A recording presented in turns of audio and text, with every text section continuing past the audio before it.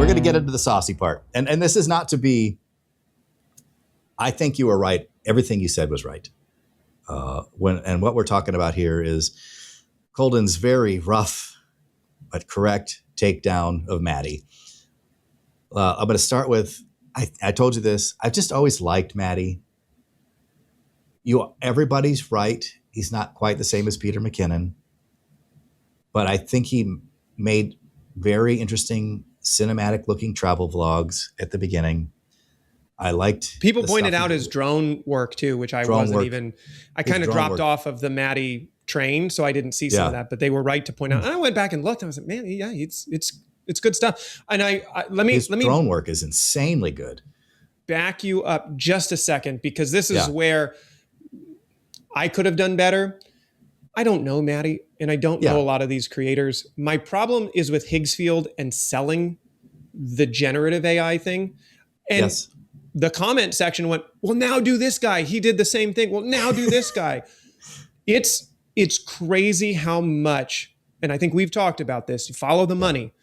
It's not necessarily indicative that something's working if they're spending that much money to convince you need it. I just don't. If something's working really well and really catching on and finding a reason for you to go buy it, you don't need millions of dollars spent to go convince you of it. I thought it was, I used Maddie's Instagram because it came up on my feed. Somebody mentioned, Sam Colder did it. I just don't watch his stuff. Let's just go into it. It's more about creators that are doing that, though. Yeah. I don't want to go too far. I want to back up a minute, just in case people, in case there's like two people on my channel who don't already watch your channel. Or maybe who just don't know what's going on. Don't know what's going on. In that arena, because if you're not on Instagram or chronically online, you could have missed it very easily. Yes.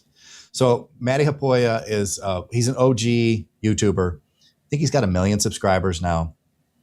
Yeah, 1.2. Yeah, doing excellent.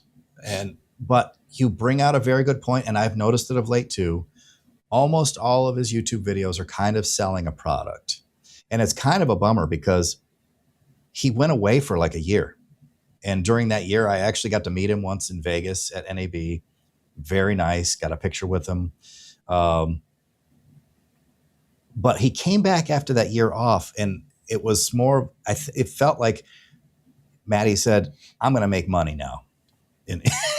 And that was the weird pivot where it was like, oh, he's really just selling products all the time now.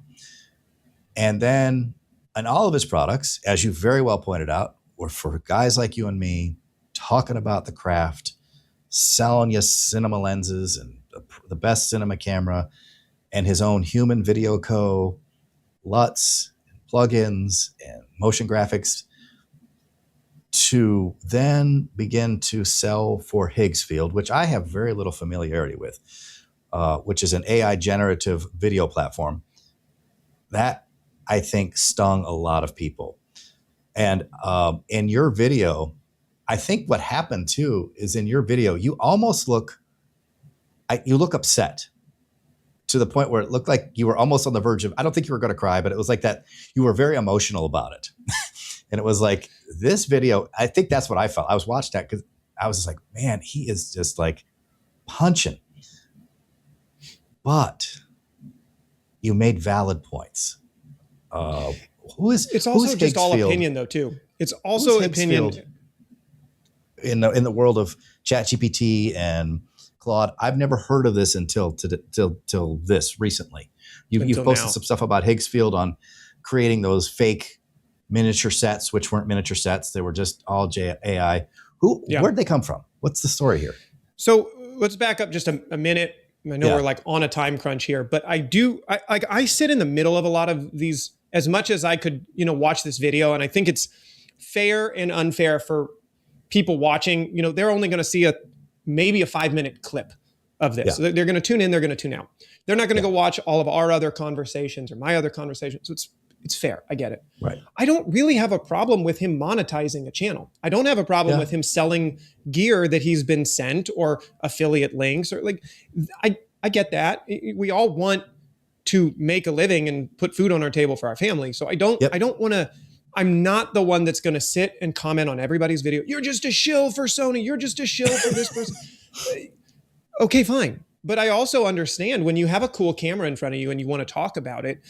Yeah. If it has helped make your life better and you think it may help your audience's life as well, talking about it, I don't think is like the devil's talk. I don't think it's a bad thing to talk about that. I don't think it's a bad thing to participate in the marketing and the market share, like the capitalizing on that. If they're going to sell 150 more cameras because Maddie talked about it, Maddie should get a cut of that. So I struggle with just calling out people that sell stuff because I like talking about cameras and I like watching Maddie's reviews of cameras. So I don't mind that. So where my opinion starts to break is where you have an audience of filmmakers, like you said, like people that are you and I and are looking at making things better. And maybe I did want that review of the FX5 from Maddie's opinion. I value his opinion, or another creator, insert whatever name you want. When you switch that from that to, well, now you don't need any of these cameras. You can just generate it all in AI. And again, this is my oversimplification of it. There's a complete disconnect from the art of making a film to generative AI.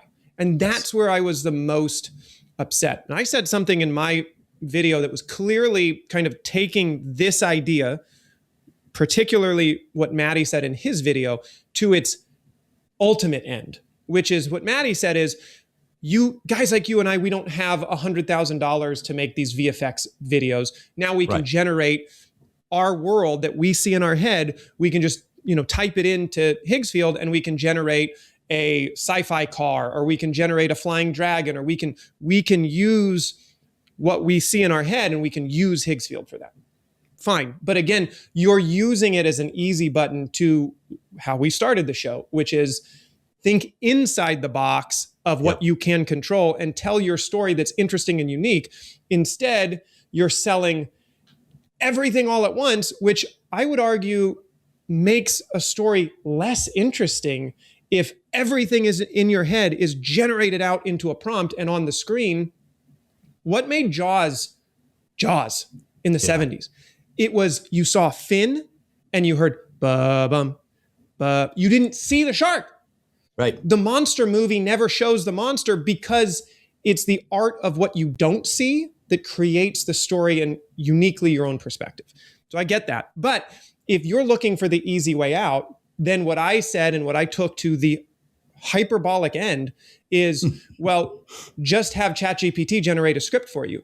Just have ChatGPT take that script, and then Claude can generate a shot list for you, and then take Claude's output and generate that into Higgsfield. And now you have a movie. You're a filmmaker, but you haven't done any of the work to call yourself a filmmaker. Right. You've just circumvented the craft, the 10,000 hours of getting better at something. And not everybody's going to use it for that. And there are so many nuances that I got into with as many people would be decent in the comment section. If you disagree with me, I totally get that. If you want to just call people names, that's where, we opened the show. I don't think it's, one, you're not going to change my mind by just yelling horrible things in the comment section. That doesn't help. But you can change my mind. There have been plenty of people in my comment section that said, well, I use it for this and this, and it's helped me make my business better. Awesome. Like I fully will champion that. The last point I will say that I didn't condense into this 12-minute video is, and we've talked about it here, how on earth can we umbrella everything under AI that currently exists as AI? And then people were commenting like, well, there are plenty of good use cases. Yeah. My dishwasher has AI in it. It's the AI Smart Sense. Yeah. How is that the same as generating a feature film out of other people's work, or typing into Higgsfield a shot? It's not the same. ChatGPT that can do some research or maybe condense a Shakespeare script down for you. Yeah, doesn't. Again, it's all my opinion, but it doesn't feel the same as kind of jumping the ship to just generate it without having to think about the limitations anymore.